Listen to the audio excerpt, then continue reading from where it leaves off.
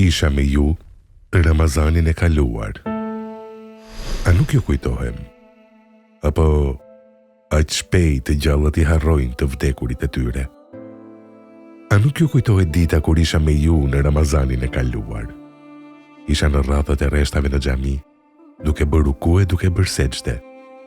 Isha me falësit në namazin e teravis, bashkë me ata kur ngrinin duart dhe bënin dua, me agjëruesit, me ata që e përmendin Allahun, me ata që jepnin dhe e shpenzonin pasurinë e tyre në rrugën e Allahut. Nuk e dija se ishte Ramazani i fundit që pa agjëroja në jetën time.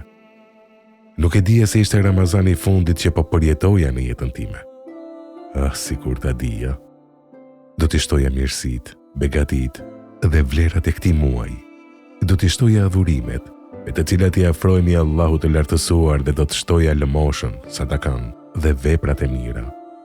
Sikur ta dija se do t'ishte Ramazani i fundit në jetën time, do të më shinit shumë të kujdesshëm që të mos më ikte namazi me xhamat në xhami dhe ai teravis, si edhe do të lexoja Kur'an më shumë se ç'kam lexuar në Ramazanin e kaluar.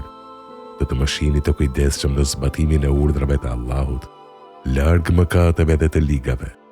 Por ndoshta ju kujtohem kur po përshëndetesha me ju pas namazit të Bajramit. Sikur të dija se do ishte Bajrami i fundit në jetën time, do t'ju përqafoja të gjithëve. Ndaj të dashurit e mi, më përkujtoni në lutjet tuaja, nga se unë kam nevojë për to.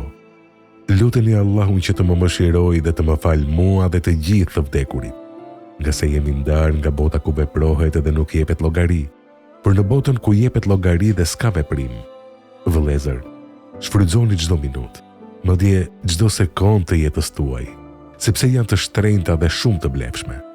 Vlerën e tyre e di vetëm ai që i ka humbur. Përgatituni për botën tjetër. E furnizimi më i mirë është devotshmëria ndaj Allahut të lartësuar. Merrni mësim dhe përfitoni nga ata që kanë vdekur. Dijeni se dynjaja është vend kalim për në botën tjetër dhe se xheneti është i shtrenjtë. Përfitoni vëllezër të nderuar, se ky është Ramazani i fundit në jetën tuaj.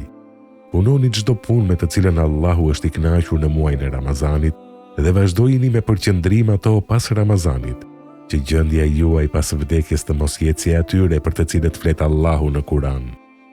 E kur ndonjërit prej tyre i vjen vdekja, ai thot: O Zoti im, më kthe që të bëj vepra të mira e të kompensoj atë që lëshova. Kurse si, kthim nuk ka. E kjo është vetëm fjalë që e thot ai. E ata kanë para tyre një perde, distancë periodike, deri në ditën kur i ngjallen. Surja Muminun 99:100.